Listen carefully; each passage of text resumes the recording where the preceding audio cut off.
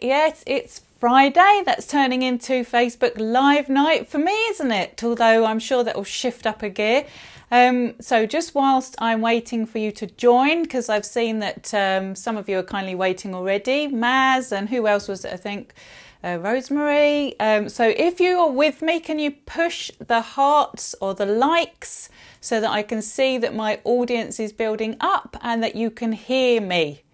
Because it's very quiet. Yay, there we go. Now, I'm assuming that most people are going to be out in the sunshine on a beautiful bank holiday weekend. So for all of you, hi Jan, for all of you who are going to be catching me on catch up, hi John. I totally understand that. I hope you're enjoying the sunshine, getting outside, because, you know, we want to be outside in this period of isolation. So hello to everyone on catch up. But for now, I'm going to say hello to Nicola and to Ruth and just allow everybody to catch me up. Press the button, press the hearts, press the likes, because that is what helps the video build. And then I know that my audience is here. Hello, Claire. Hi, Neil. Hello, Neil. I love Neil's videos. Did you see Neil's video on Sunday? It's so inspirational. We've got another one coming up this Sunday, a thought for the day. So if you enjoyed it, be sure to check out this lovely video that's coming up Sunday. Hi, Sally, Rosemary, Nikki from Spain. Linda. Hi, Linda Hazel. How are you? Nikki. Lovely. We've got everybody coming in. This is super. Okay, Suzanne. Hi, Karen.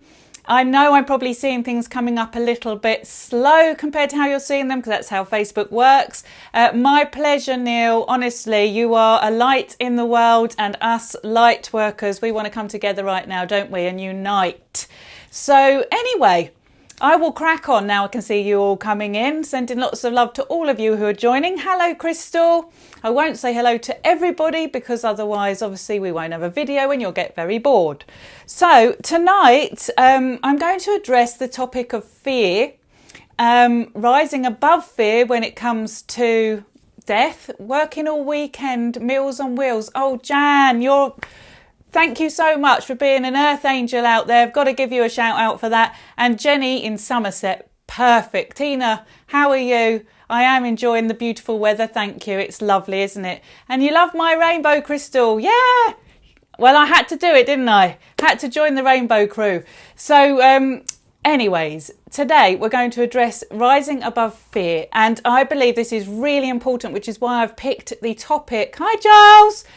For this week, okay? Because what I'm seeing out there at the moment is loads of people panicking about the fact that they could obviously get a virus that could, you know, take their health away and end their lives. And the thing is, that could happen, but I'm also worried about the fact that people might actually get ill from living in all this panic and fear. Because so many people contact me and tell me they've got an anxiety of death, and that they're reading my books because they're trying to find some peace of mind. I mean, I've had people coming to me saying they've been to the doctors and under psychologists on this. So, you know, panic, anxiety. How many people have panic attacks and anxiety? Loads. They're really common. And what does that boil down to? Especially when you're having a panic attack, you often feel like you're going to have a heart attack or that you might die. So it's the body's way and the brain's way of trying to make sure that you survive and that you stay here. So hi, Bernie.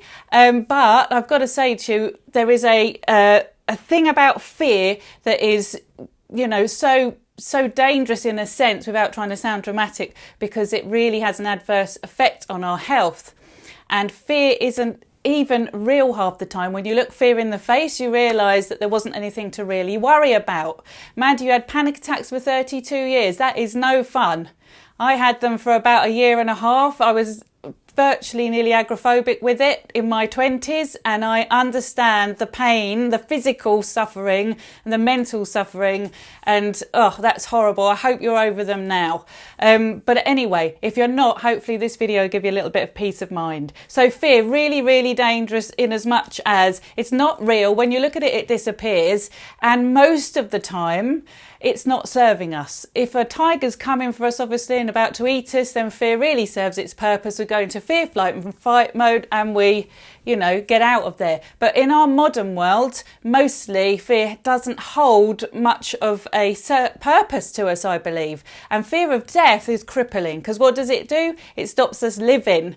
And so right now, as we're all in our homes, sitting here worrying about going outside in case we pick up something that we don't know whether it could literally send us over to the other side, we are filling our bodies with adrenaline and anxiety and all the chemicals that basically make our body feel like it wants to go into a fear, fight or flight mode. Now that's okay in short bursts, but if we're sitting here in anxiety for a long period of time, that's not okay.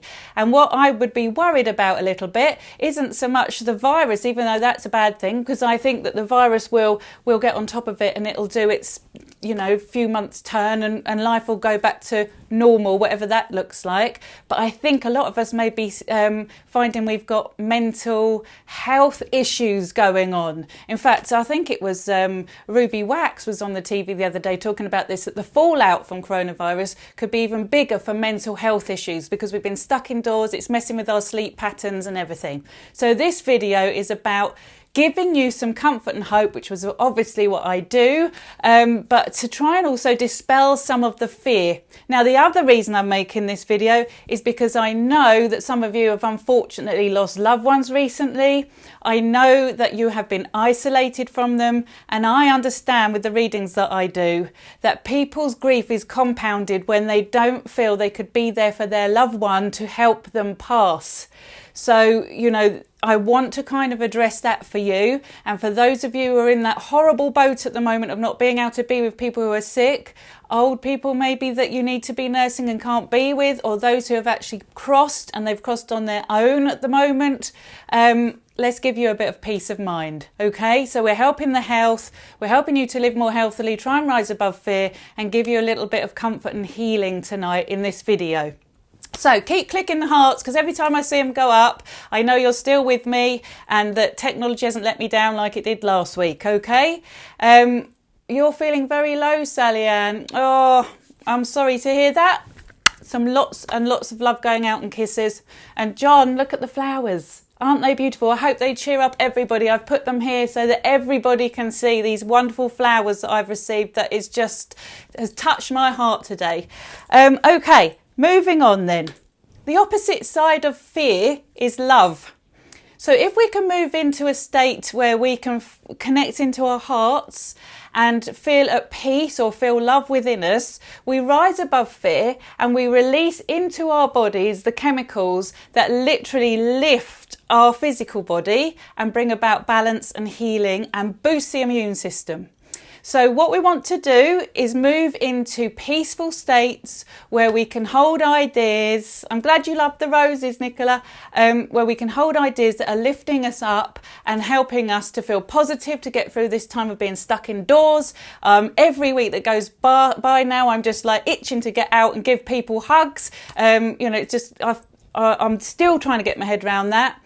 Oh, John, thank you. So, I'm sure we're all feeling the same, that isolation. So we've got to find positivity and we've got to find that within ourselves. No one else can find it for us, especially if we're living on our own. So I'm going to talk to you about the dying process.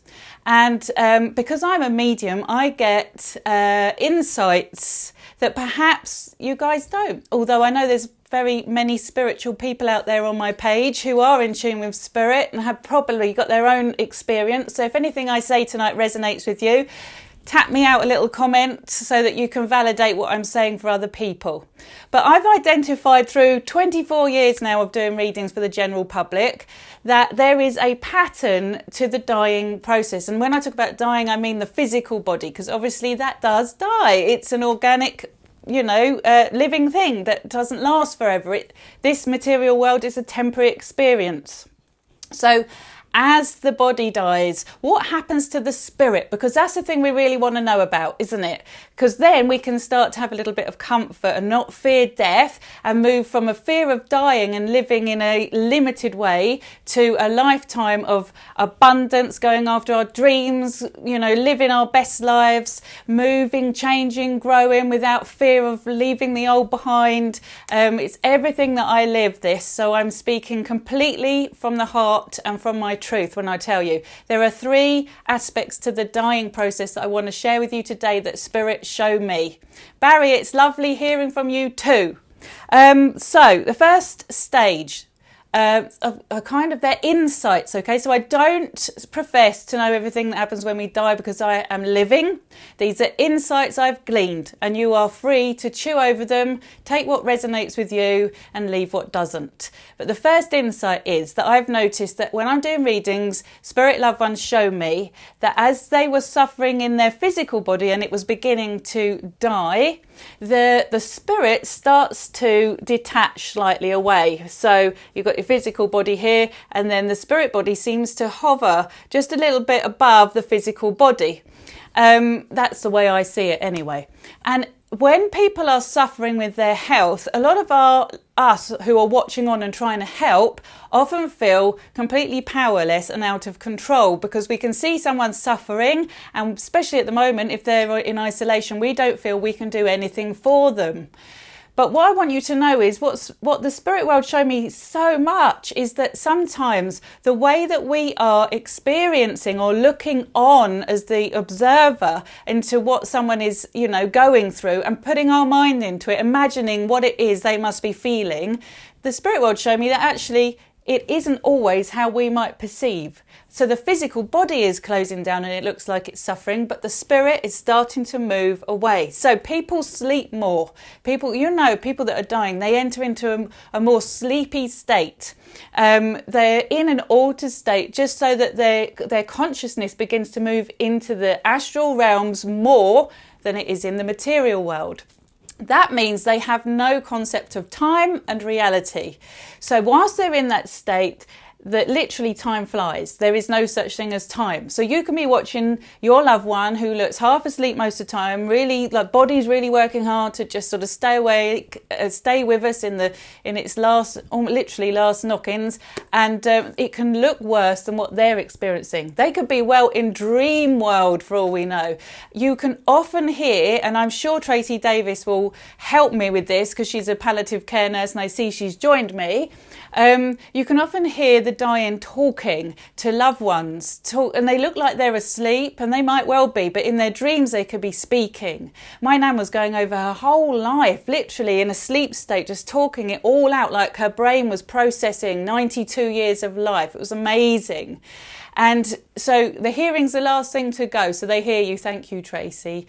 Yes, exactly. And so whilst they're talking, you can be speaking to them. Now, remember, you can do this from home. So if you're not with your loved one at the moment, sending your thoughts to them is still received by their spirit. And even if it's your thoughts and love that you're sending out and you're not speaking it out loud, their spirit will receive it. So the physical body's going through this process. It's talking it all out. And this is when that first stage happens of the spirit starting to move away. So they're in an altered state of reality.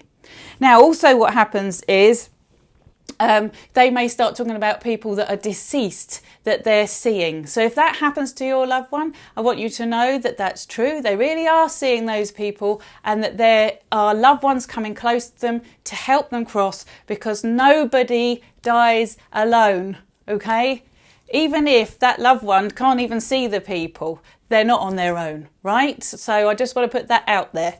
Then there's another phase, the second phase. So once this is the kind of the dying phase. But then when we get to the moment of death, the second phase, what the spirit world showed me is that the vital life energy of the spirit that has inhabited the physical body. Hi, Kathy Mingo. As the life force of the spirit that's inhabited the body starts to pull away, the energy kind of withdraws in. Now, the way I experience that is the energy going literally almost into the solar plexus. That's where I see it going. And when I have been with my own dying loved ones, I have felt the energy literally sort of coming from the extremities, going in almost like it's going to the heart of the solar plexus, just collecting here like a light going out. I can feel the energy draining out of the physical body. Now, that's the moment of death. That's when the body stops. And then the spirit is free. Now, what I've been shown by spirit communicators is that there's like an umbilical cord that it's an energetic one, but it kind of holds the spirit, tethers the spirit to the physical body. And it's known as the silver cord, but you know, it really is kind of an energetic thread really that is keeping the two together. And when the physical body dies, that cord breaks off, and then the spirit is free. And that's when we get into the really exciting stuff, because we get into the third stage then of the spirit now going on in an adventure. And in my readings, I am shown so much with regards to this. So I'm often shown that loved ones came, that there were big greetings. Sometimes I've been shown literally like party type atmosphere where everybody was just absolutely joyous. I've seen people walking through the most beautiful gardens to greet their loved ones. I've seen some spirits showing me that they've travelled literally through the universe and the stars at great speed. I've seen realities that I can't even really describe. I wish I was an artist, I'd love to draw them, that are so beautiful and so peaceful and just literally divine, that if you could experience what your loved ones were experiencing when they have left their physical body and dropped the density and heaviness of this, you know, coat that is weighing them down, and you can see them go out into the spirit dimensions, you'd never cry for them. You'd cry for yourself because you are losing your loved one for a time whilst you're here in this physical world, but you would be really joyful for what they're experiencing, because most of us, and I know someone will probably leave a comment saying, what about earthbound spirits and all of that? That's another topic. Most of us who have lived lives where we are resonating in love, where we have family members who love us, who have spiritual outlooks, and even if you don't, if you've just got a good heart and good intentions and have lived your life to the best of your ability, no matter kind of what mistakes you've made, that you know, that's irrelevant. That's all the earthly stuff. Most of us are going to move up into the higher states, and we're going to be helped. There will be light beings, higher beings coming close to us, spirit guides who will boost our energy and help us move into the higher states of reality. So, and I've even seen actually like hospital settings where, I can't remember if I wrote about this in What the Dead Are Dying to Teach Us. I don't think I did. But when my nan was passing, I became aware that there was like a spiritual hospital room being superimposed over her bedroom because she died at home. And she commented and said that a lady doctor had been in, and that this doctor had said she didn't know why she was still here, and that her heart was so strong, that was why she hadn't crossed yet and it was time to go. But, you know, my nan didn't have a lady doctor. Her doctor was a male. And at that point, it was just literally family coming in and being with her. So I knew she was seeing a spirit person. And because I'd seen this hospital setting around her bedroom, I knew that they were coming to help her cross. And I believe that what happens is we literally experience something that we can accept, because so it's not such a great big shock to the spirit. We can, you know, just gradually move into the spirit dimensions. I think it's a bit different if we have a sudden passing. We can be very much out of the body very quickly. And I know there's many people on this page that have had near-death experiences. So you can come out very quickly. But even then, there's nothing to be feared by it, because you can be looking down at your body, seeing everything that's going on, seeing this world, because you haven't yet crossed over into the spirit dimensions. And all I can say to you is, there really is nothing to worry about.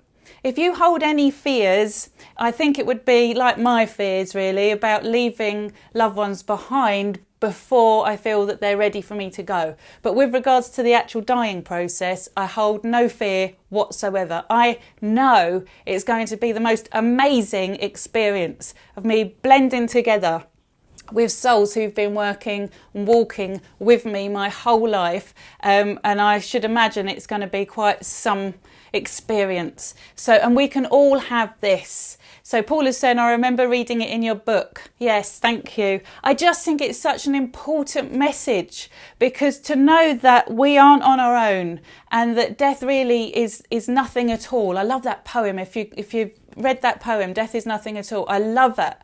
And I love the fact that when Steve Jobs was passing, you know, the last thing he said was he opened his eyes and just said, wow, wow, wow, and then died. I think that really is it in a nutshell. So let's try and leave behind a little bit of the fear around death and dying. That's not that we don't respect death, and that's not that we don't, you know, run out and just do something stupid because we've had enough of living here. We are absolutely supposed to be here. We have a time to come in and a time to go out. And I don't think you should try and cheat that if at all possible, because there's so much learning and so much to be gained from being in this physical experience with people that learn from you, that are touched by you, that you open their hearts and you're showing them as much as they're showing you. Then why would anyone want to rush that process?